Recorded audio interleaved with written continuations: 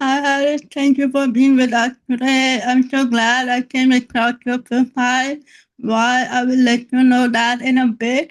But I'm very proud of your journey. I know it wasn't easy, but yeah, do let us know how was your pre-master's experience. What were you up to?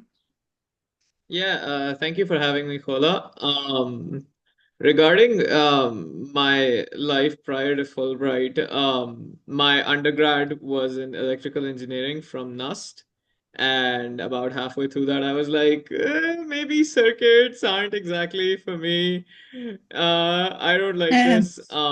So I happened to meet a professor who had just joined NUST the same year as I started my junior year, and he was working on like the intersection of two buzzwords that were very popular, one of which is still popular, right. AI and 5G. So I was just like, I need to work with this guy. So he ended up being my thesis advisor, and this will become important. But yeah, we worked together. We managed to publish research in a decent journal, Oh, and I nice. was the first author. And right after that, I got a job working for another professor's company. And I was like, that's okay. I'm in a good spot. Um, and it wasn't until about like 5 or 6 months in that my thesis advisor, who was also a Fulbright PhD, mentioned that, oh, maybe you should think about it. And I was like, oh, I don't know. Like, do I want to go and come back? And he told me that, you shouldn't think of it in like absolutes like that, or just dismiss it. If you're starting grad school applications, Fulbright is sort of the first program that comes up. And, even if you're not 100% sure about it, you should still apply for it, because just the process of it will prepare you Right. for graduate applications down the line. Yeah. Because Fulbright's deadline comes, I think it's the first deadline that you'll hit, because most other programs will. And another is that I had a cousin who was on Mm. Fulbright, Nice. um, who was going on Fulbright the year I was supposed to apply. Um, so I had some motivation from that aspect. And I figured, why not try it out? And when I applied, because I personally, and I think this is important to remember, that, unless you have very strict, um, conviction that you want to stay in the States, if that is super important to you, then I think that's the only situation in which you should disregard Fulbright. Um, but otherwise, if that's not something you're super tight about, if you're because moving to another country is a big commitment, and if you feel like you want a trial of it, or if you feel like you just want to learn, then I don't think there's a better opportunity than Fulbright. And I was working in the AI space as well at the time. And during my work, I sort of developed an interest in responsible AI, or, like auditing AI systems, making sure that they were free Yeah. of bias that sometimes comes via the training data that you use to create these systems. And so that, my work there sort of started to become the base of my statements. So that's kind of how I ended up in the process. And I will admit that, I didn't have a lot of hope spent on it. I've met a lot of people who were like, oh, we applied like two Yeah. times, three times. It was like Fulbright or nothing. I wasn't thinking about it in those terms. And I feel like that was ultimately, beneficial for me in the long term, because I didn't place a lot of pressure on myself. And I feel like I came out, the writing I did, or the statements that I came up with, came out much more authentic that way. So yeah, that's Nice. kind of how it started. Yeah. I think I want to circle back. Sorry for the corporate language here, but I want to go back to the part where your professor talked about. I think you understood that part about conviction. It's about conviction. How committed are you? What is your commitment looking like? I really like that. I can't tell you because you are right. Many people dismiss the idea of Fulbright as something that will bar you for your entire life, but they forget that. You are at least getting one step closer to your grad school endeavor, whatever you want. And you're going Yeah. to be right among the field, which is very advanced compared to your home country. I mean, responsible AI, were you able to deep dive into it? You know, you can use all the buzzwords here. Um, do you want me to go over like the field, like explain Yeah, it? kind of like tell us how the masters, like the placement, how did you decide what kind of program will be suitable for me? Oh, okay, okay. Yeah, So I think when you're looking at the states, it's important to have two things in mind. One, um, is that there's certain like schools that are sort of more partial to Fulbright students than others. So, yeah, places like NYU, USC, North Carolina State, these are, schools that traditionally take a lot of Fulbrighters. And so if you're applying there, even Columbia, I think, so if you're applying there, your chances are much higher. And the second thing you need to remember, and this was important to me, is that um, it's important to be close to a city. Like unless there's a university that has a program that you absolutely love that you need to be a part of, yeah, chances are if you're around a big city, a big metropolitan area, you're just going to have a much easier time, or have a much easier time finding opportunities, talking to people. So for me, I think my list of universities was NYU in New York City, Northeastern in Boston, mm, USC in Los Angeles, and then I think I had University of Virginia, but that's only because I heard their campus was pretty and I needed yeah. to get like That's four very applic pretty. four choices in. Oh, and one thing to remember is that a lot of people, so the Fulbright application, it has like a section where you can put your preferences in, but they also write that, oh, you don't need to do this right now. And Yeah, most people skip it. I think it's important to put those there. Like it's super important because if you put them there, chances are they'll pick like two or three schools from there, and they might insert one other school that, they'll put on there. And if you don't like that school, you can at least fight to change one school, yeah, which is much easier than trying to change the entire submission list that they send you in the situation that you don't submit anything. And a lot of people I've heard like hesitate putting them in because they feel like they won't be able to change them later. But when you get selected for the interview, you kind of have to fill that whole application again and you can make changes. I personally changed, yeah, I think, yeah, I changed at least one university in the application in the second time around. So that's important.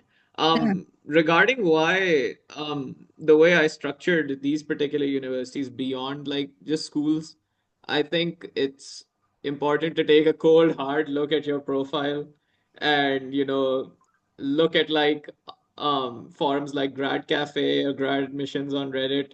Although personally, like I feel like they're much more negative than the actual situation of graduate yeah, admissions are, but it'll still give you some idea of where you can reasonably get into. So my personal idea was that put one read school, a school that I would love to get into, but which I know is competitive, where the program is good. Then put in two schools where I feel like I have a reasonable chance of getting in, and then there should at least be one school where I'm sure that I will, yeah, probably make it unless something really goes wrong. yeah. So for me, surprisingly, NYU was my read school because NYU's MS in data science program Oh, is one of the best in the States. yeah, And it has, some amazing faculty. Jan LeCun, who is one of the three godfathers of modern deep learning, teaches there. Like yeah, he has a course there. He's the one who started that department. And the faculty and research going on there is amazing. So surprisingly, I never heard back from one school. The other two rejected me, and the only okay, acceptance I got was from NYU. So I'm really happy about that. And yeah, that's kind of how I shaped my like choice. And of course, it was also one of the few programs I saw that had a responsible data science course yeah, and research group explicitly. There were other schools who had like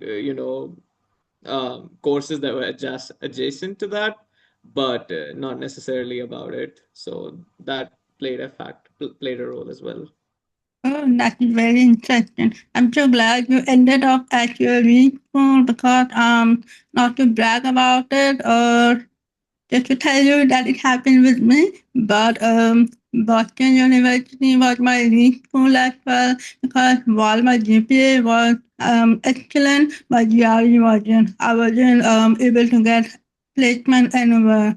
So I tried to get as much GRE score, but I failed. I couldn't get it. Then I told the Fulbright application team if they could somehow just help me connect the program I could get into. I don't care about the ranking or anything. I just want to get into a good program, not like a roll rank. So I think the same goes for you as well, that you were trying to find the program, especially given that how hard you work with responsible AI and given the limited research facility in Pakistan, you still knew that this is something I'm very passionate about. Yeah. And I feel like the Fulbright placement officers only sort of get involved if you get rejected from all four Yeah, universities. I think that's the only time they get involved. Thankfully that didn't happen. Regarding NYU, I think it's important to, for me at least, and this might just be conjecture, because you never know why, admissions committees decide to select one person yeah, over the other. But like you mentioned, I personally felt that my GRE wasn't really that great either. Um, and more importantly, my GPA wasn't great either. So, but what I think carried me through was my research.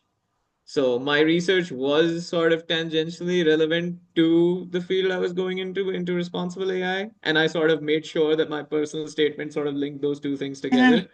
And I feel like just having, because in a lot of grad schools in America, and people I think maybe miss this, is that they're looking for people who can do research, at least in the STEM programs. That's very common. yeah, So even if your GPA isn't the best, if you have research, especially ideally related to the field you're applying yeah, to get into, that will do wonders for you. And I feel like that's what it did for me. Like I yeah. got in because of my research.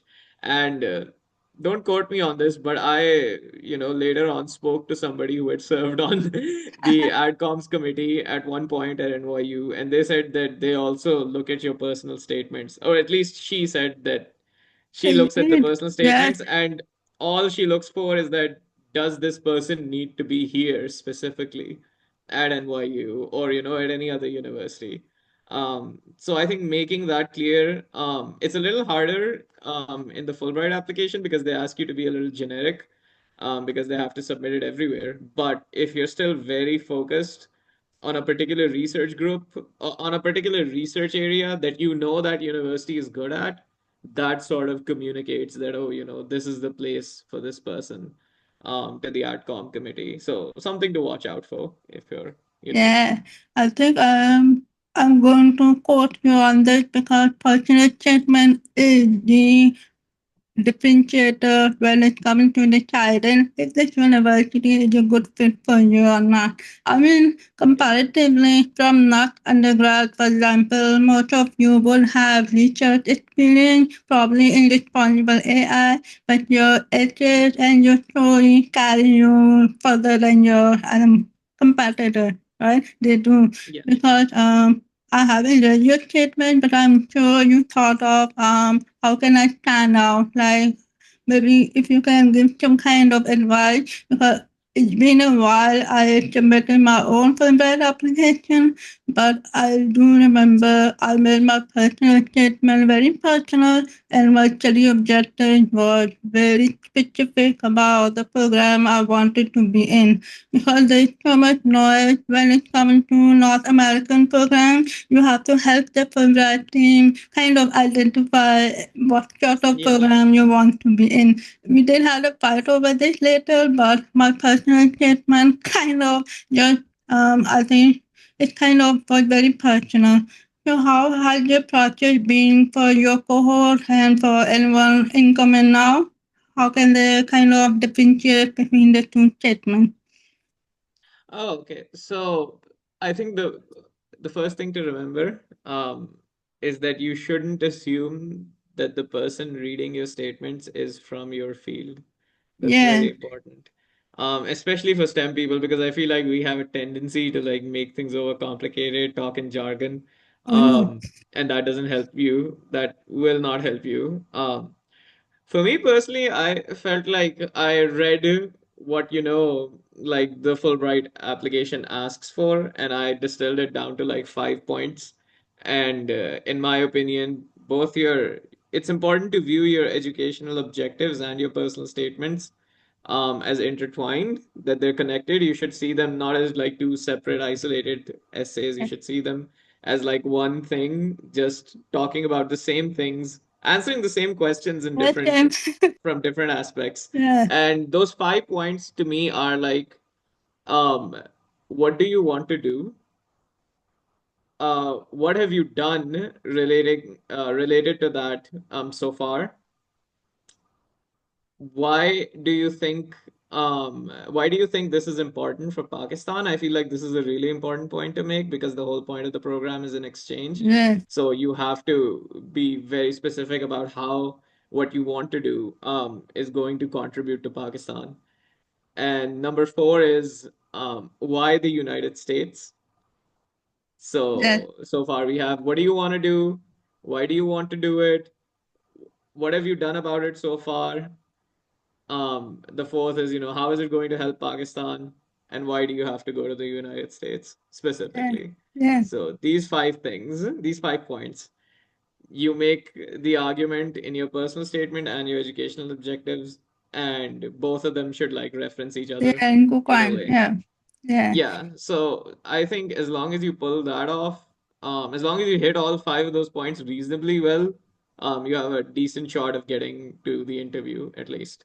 And one piece of advice to me that I would give, and which I've seen people mess up, is that don't try to do too many things. So, Yes. you know, don't talk about, oh, I'm going to, make artificially, make create AI that can like help robots solve factory problems and promote social change. And don't try to like put three, four things together. You're not going to change the world. They know that, you know that. Just pick one problem that you care about and just go down on that.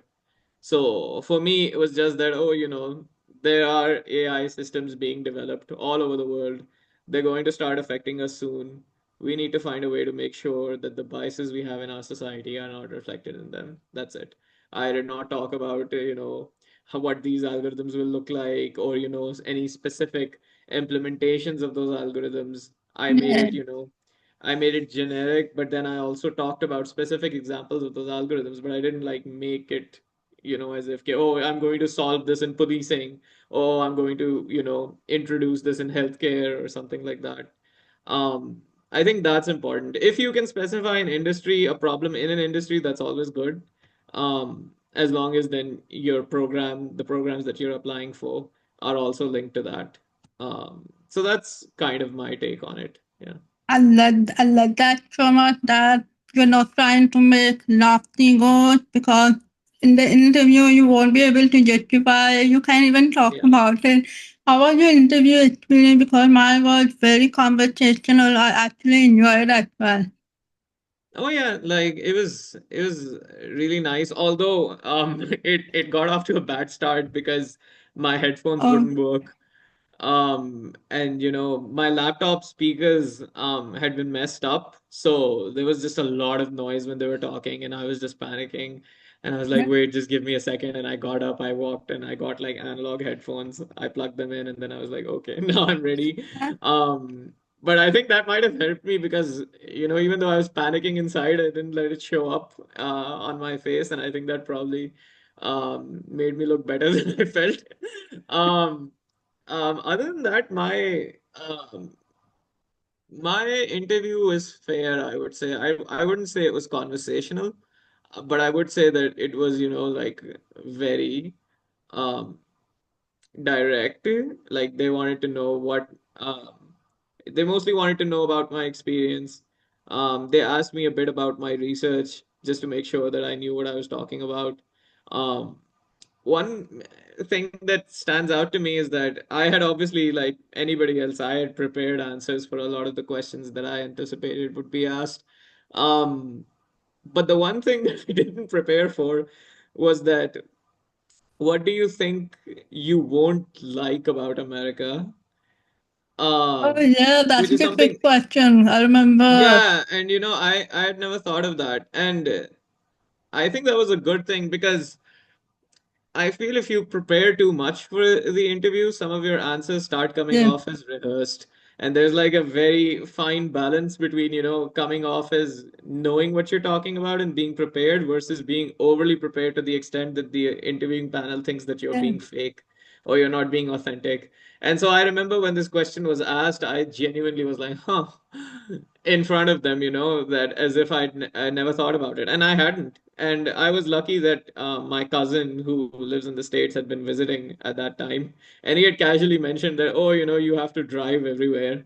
Like there's just no public transit. And I just mentioned, oh, my cousin told me that, you have to drive everywhere. And I kind of don't like driving. So maybe that'll be annoying. And I remember the dude, I think he was an American. Yeah, he listened to that and he was really good. like, Yeah, so I think that just came out in a very like informal, very like casual way, and it showed that this is somebody, this candidate is, you know he hasn't got everything like memorized. Like yeah, this is something that yeah, caught him off guard, and he came up with an answer on the spot, and it kind of showed them who I was. Um, so I think don't sweat it. Like it's okay. Don't try to be too rehearsed, too polished. I know it's a very fine line to tread. You don't want to be too like casual or too like just freeze up in the middle of the interview. But like if something isn't making sense, or if you haven't thought of something and you can't think of something in the moment, just say, oh, I haven't thought about it, but I imagine it'll be like this. Or I haven't thought about it, but I'd love to hear if you have anything, if you have any advice on what yeah. I should Just being expect or honest something like here. that. Yeah, yeah. um don't try to like bullshit, because if I have heard of, my interview was like 25 minutes, but I've heard of interviews that go all the way up to like 40-50 minutes because somebody Ooh, might just decide to dig into what you're saying. yeah, So it's your luck. yeah, But generally, it's okay if you even fumble a little bit, or mumble, or don't answer anything exactly right, yeah, unless you say something really horrible. Chances are they see you as like a person and they won't judge you too harshly about it. yeah, yeah. I have this.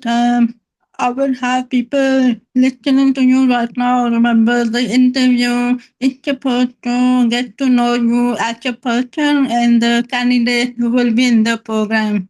If you can admit that you don't have full knowledge of the field, that is okay. That's why you are applying for this master's anyway. You're trying to learn as much.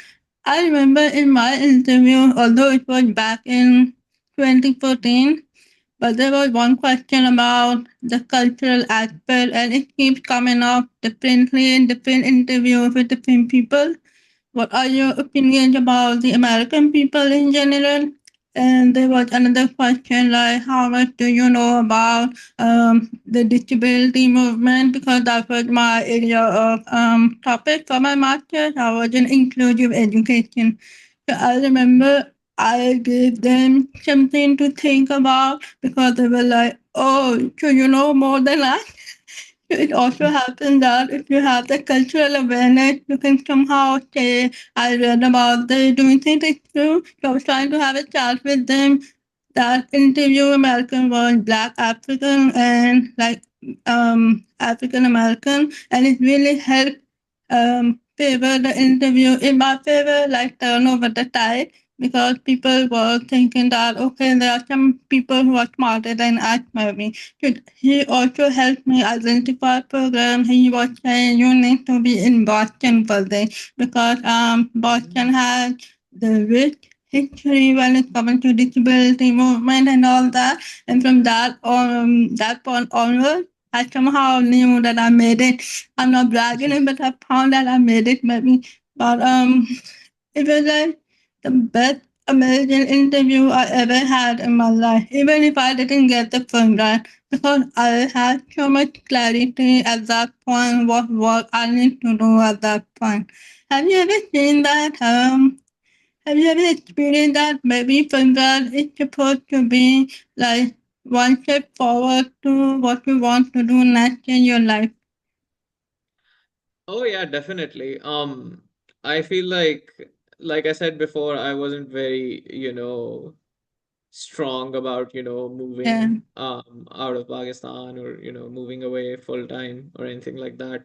Um, but honestly, like living in the States for 2 years, especially in the timeline that we're living in, with everything going on yeah, there right now, and I was in the thick of it, since like 2023. I feel like I've met so many people who have completely like warped my worldview and like shattered it about, how the world works, how people are supposed to be like, and so much of my like idea of the world has shifted and changed. yeah, Um, and I think all of that has done is made me more empathetic and much more culturally aware. And I feel like as engineers, those skills aren't exactly like prioritized. But now that, you have a lot of, fear that I think most of it is unwarranted, but there's a lot of fear that, oh, we're developing better and better AI solutions and they're going to replace people. A lot of jobs are going to go obsolete. And then the focus is slowly shifting back to like soft skills, being able to communicate, being able to talk to people. And I think Fulbright has helped me develop those skills immensely and just become a much more humane engineer. And I think that's important because particularly people in STEM, for them it becomes about, oh, we're building this or we're coding this. But I yeah, think it's very important for us to be aware of the implications of what we're building, and I think I've sort of developed that mindset while being on my Fulbright program. And other than that, there's a trade-off, I feel. I knew a lot of people in my cohort who were doing Fulbright after 3, 4 years working in their domains. And I think the advantage of that is that um, you know very clearly what you want to do and you can aggressively pursue it from day one. And then there were people like me who only had about a year's experience before they applied and went. There were a lot of people who had no working experience when they applied. And for them, that program was a way to understand what they wanted to do.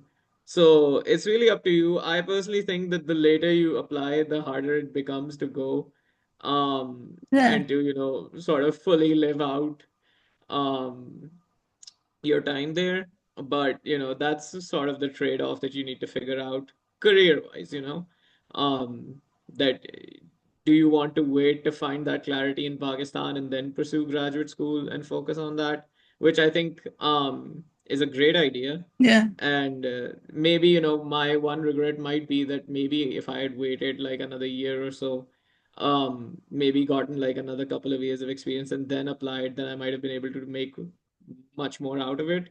yeah, Um, but it's also remember important to remember that you might just end up waiting forever because right now the program is under yeah, threat. There's yeah. no idea that it's going to happen this year or the year after that. So in a way, I went at the right time. So, Went at the but right time, yes, yeah, but wherever you go, I think it's important that you, if you don't know, sort of like beyond your field, that you've chosen to like pursue graduate school in, but you're not really sure exactly where you'll end up in that field, then just try everything. Just talk to as many people as possible.